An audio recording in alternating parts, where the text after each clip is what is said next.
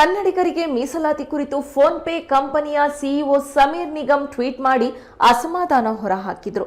ಇದರ ಬೆನ್ನಲ್ಲೇ phone pay boycott ಅಭಿಯಾನ ಆರಂಭವಾಗಿದೆ. ಹಲವರು ತಮ್ಮ ಫೋನ್ನಲ್ಲಿದ್ದ ಫೋನ್ ಪೇ ಆಪ್ ಅನ್ನು ಅನ್ಇನ್ಸ್ಟಾಲ್ ಮಾಡ್ತಿದ್ದಾರೆ. ಫೋನ್ ಪೇ ವಿರುದ್ಧ ಆಕ್ರೋಶ ವ್ಯಕ್ತವಾಗ್ತಾ ಇದ್ದಂತೆಯೇ ಫೋನ್ ಪೇಯ ರಾಯಭಾರಿ ನಟ ಸುದೀಪ್ ನಡೆ ಏನು ಅಂತ ಹೇಳಿ ಸೋಷಿಯಲ್ ಮೀಡಿಯಾದಲ್ಲಿ ಭಾರಿ ಚರ್ಚೆ ನಡೀತಿತ್ತು. ನಟ ಸುದೀಪ್ ನಾಡು ನುಡಿಯ ವಿಚಾರ ಬಂದಾಗ ಸದಾ ಮುಂದಿರ್ತಾರೆ. ನನಗೆ ದುಡ್ಡು ಅಥವಾ ಸಂಸ್ಥೆ ಮುಖ್ಯವಲ್ಲ, ನನಗೆ ಕನ್ನಡದ ನೆಲ ಜಲ ಜನ ಮುಖ್ಯ ಅಂತ ಕಿಚ್ಚ ಗುಡುಗಿದ್ರಂತೆ. ಕನ್ನಡ ಪರ ಹೋರಾಟಕ್ಕೆ ನಾನು ಸದಾ ಸಿದ್ಧ. 2023-24ರಿಂದ 10 ವರ್ಷಕ್ಕೆ ಆಗಿರುವ ಅಗ್ರಿಮೆಂಟ್ ಅನ್ನ ಕ್ಯಾನ್ಸಲ್ ಮಾಡಿಕೊಂಡು ಹೊರಬರಲು ನಟ ಸುದೀಪ್ ಸಿದ್ಧರಾಗಿದ್ದಾರೆ ಎನ್ನಲಾಗ್ತಿದೆ. ಸುದೀಪ್ ಕನ್ನಡ ಚಿತ್ರರಂಗದ ಕೆಚ್ಚೆದೆಯ ಕಿಚ್ಚ, ಅಭಿಮಾನಿಗಳ ಪಾಲಿನ ಪ್ರೀತಿಯ ಅಭಿನಯ ಚಕ್ರವರ್ತಿ.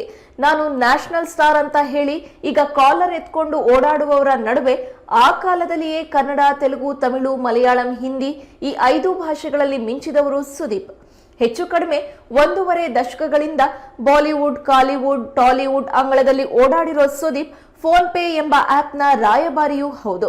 ಆದರೆ ದುರಾದೃಷ್ಟವಶಾತ್ ಈ ಫೋನ್ ಪೇ ಎಂಬ ಸಂಸ್ಥೆಯ ಸಮೀರ್ ನಿಗಮ್ಗೆ ಕನ್ನಡದ ಇತಿಹಾಸವೂ ಗೊತ್ತಿಲ್ಲ, ಭಾರತ ಅಂದ್ರೆ ಒಂದು ದೇಶ, ಹಲವು ಭಾಷೆ ಎಂಬ ಕನಿಷ್ಠ ಜ್ಞಾನವೂ ಇಲ್ಲ. ಹೀಗಾಗಿಯೇ ಮೊನ್ನೆಲ್ಲ ಕನ್ನಡಿಗರಿಗೆ ಉದ್ಯೋಗ ಮೀಸಲಾತಿಗೆ ವಿರೋಧಿಸಿ ಸಮೀರ್ ನಿಗಮ್ ಏನೇನೋ ಮಾತನಾಡಿದ್ರು, ಕನ್ನಡಿಗರನ್ನ ಕೆಣಕಿದ್ರು. ಆದ್ರೆ ಎಲ್ಲಾ ಸಮಯದಲ್ಲೂ ಕನ್ನಡಿಗರು ಹೃದಯ ವೈಶಾಲ್ಯತೆಯ ಪ್ರದರ್ಶನವನ್ನ ಮಾಡಲ್ಲ, ಅಲ್ಲಲ್ಲಿಯೇ ಉತ್ತರವನ್ನ ಕೊಡ್ತಾರೆ.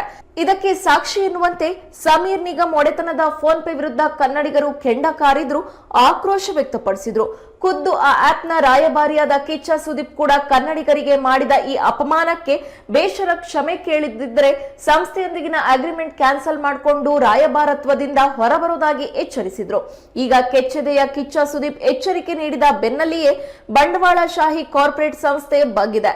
ಫೋನ್ ಪೇ ಸಂಸ್ಥೆ ತಮ್ಮ ತಪ್ಪನ್ನ ಒಪ್ಪಿಕೊಂಡು ಕನ್ನಡಿಗರಲ್ಲಿ ಕ್ಷಮೆ ಯಾಚಿಸಿದೆ.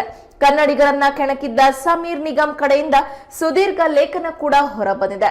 ಆದ್ರೆ ಇದೇ ಸಮಯದಲ್ಲಿ ಇದು ಮನಸ್ಸಿನಿಂದ ಕೋರಿದ ಕ್ಷಮೆಯ ಅಥವಾ ತಿಪ್ಪೆ ಸಾರಿಸುವ ಪ್ರಯತ್ನನ ಅನ್ನುವ ಸಂಶಯ ಕೂಡ ಕನ್ನಡಿಗರಲ್ಲಿ ಕಾಡ್ತಾ ಇದೆ. ಯಾಕಂದ್ರೆ ಫೋನ್ ಪೇಯ ಸಿಇಒ ಸಮೀರ್ ನಿಗಮ್ ಒಂದು ಕಡೆ ಕ್ಷಮೆ ಕೇಳಿದ್ದಾರೆ, ಮತ್ತೊಂದು ಕಡೆ ದೇಶದ ಎಲ್ಲಿಂದಾದ್ರೂ ಟ್ಯಾಲೆಂಟ್ ಗಳನ್ನ ಕೆಲಸಕ್ಕೆ ತೆಗೆದುಕೊಳ್ಳುವ ಹಕ್ಕು ಮತ್ತು ಅವರಂತೆ ಇರುವ ಮುಂತಾದ ಕಂಪನಿಗಳಿಗಿದೆ ಅನ್ನೋದನ್ನ ಪ್ರತಿಪಾದಿಸಿದ್ದಾರೆ. ಹೀಗಾಗಿಯೇ ಇನ್ನೂ ಕೆರಳಿರುವ ಅನೇಕ ಕನ್ನಡಿಗರು ಸಮೀರ್ ನಿಗಮ್ ಅವರ ಈ ದ್ವಿಮುಖ ಧೋರಣೆಯ ಬಗ್ಗೆ ಚಕಾರವೆತ್ತಾ ಇದ್ದಾರೆ. ಸಮೀರ್ ನಿಗಮ್ ಕನ್ನಡಿಗರಲ್ಲಿ ಕ್ಷಮೆ ಕೋರಿಲ್ಲ, ಬದಲಿಗೆ ಕನ್ನಡಿಗರನ್ನ ಇನ್ನೂ ಪ್ರಚೋದಿಸ್ತಾ ಇದ್ದಾರೆ ಎಂಬ ವಾದವನ್ನ ಕೂಡ ಮಾಡ್ತಿದ್ದಾರೆ.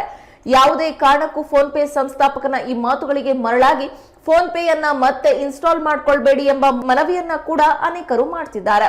ಒಟ್ಟಾರೆ ಸುದೀಪ್ ಕೆರಳಿ ಕೆಂಡವಾದ ನಂತರವಷ್ಟೇ ಫೋನ್ ಪೇಯ ಸಮೀರ್ ನಿಗಮ್ ಕಡೆಯಿಂದ ಕ್ಷಮಾಪಣಾ ಪತ್ರವೊಂದು ಹೊರ ಬಂದಿದೆ. ಅದರಲ್ಲಿ ಯಾವ ಅನುಮಾನನೂ ಇಲ್ಲ. ಅನುಮಾನ ಇರೋದು ಸಮೀರ್ ನಿಗಮ್ ಅವರಂತಹ ಬಂಡವಾಳಶಾಹಿಗಳ ಮೇಲಷ್ಟೇ. ಮುಂಬರುವ ದಿನಗಳಲ್ಲಿ ಈ ವಾದ ವಿವಾದ ಮತ್ತು ಬಾಯ್ಕಾಟ್ ಅಭಿಯಾನ ಎಲ್ಲಿಗೆ ಹೋಗಿ ತಲುಪುತ್ತೆ ಅನ್ನೋದನ್ನ ಕಾದು ನೋಡ್ಬೇಕಿದೆ.